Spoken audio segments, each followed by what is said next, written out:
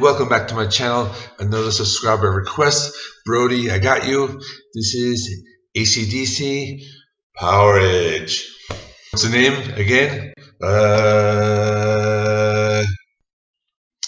So this is great, an overlooked album, and it was released in 1978. So let's get into it. Okay, let me say it again. The name of the album is Powerage. This is the 5th studio album released in Australia and the 4th internationally. Also the first to feature Cliff Williams on bass.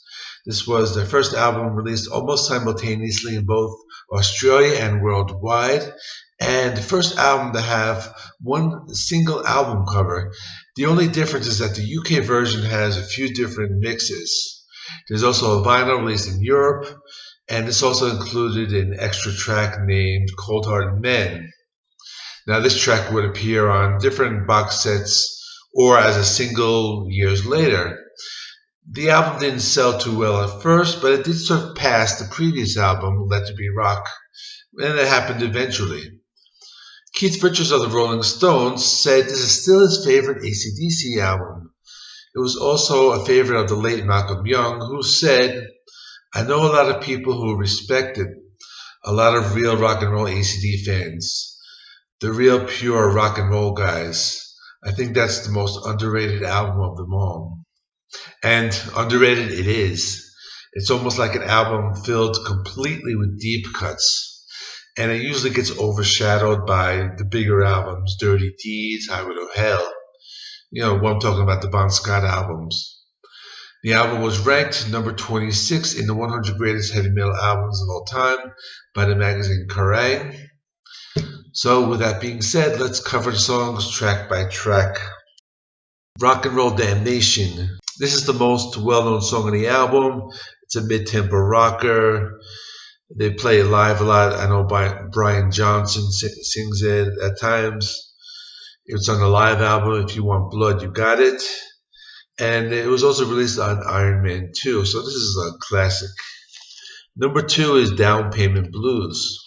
So this is a 6-minute song, and it has the same chord progression, but what's interesting is that you can hear it played maybe like softly and then loudly. I mean, you don't get bored of the same like progression. They switch it up a lot, and it's a good song. It's really interesting how they do it. Next, Give Me a Bullet. It's a driving song. You really hear the bass in this one, so this is a good one. Number 4 is Riff Raff. Now the guitar sounds are really unique. It almost sounds a little bit like Van Halen. I know the albums came out at the same time, so it's probably coincidental. It has a bluesy riff. It almost sounds a little bit like Led Zeppelin. The song is very guitar heavy. The vocals don't come in until almost about 2 minutes, but it's a very energetic song. Track number 5, Sin City.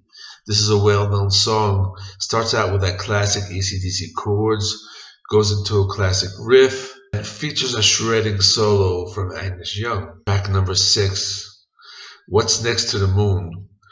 This is a classic song. The lyrics are kind of dark. Bon Scott sings, "It's your love that I want." And he's talking about killing his love, how he has his heart broken and things like that. Well, at least that's my interpretation of the song. Track number 7 is Gone Shooting. Now this is a slower song. There's a groovy bass. There's a classic AC/DC riff. It's another dark song. Bon Scott talks about a lot of suffering and overdose in this one. Track number 8, Up to My Neck in You.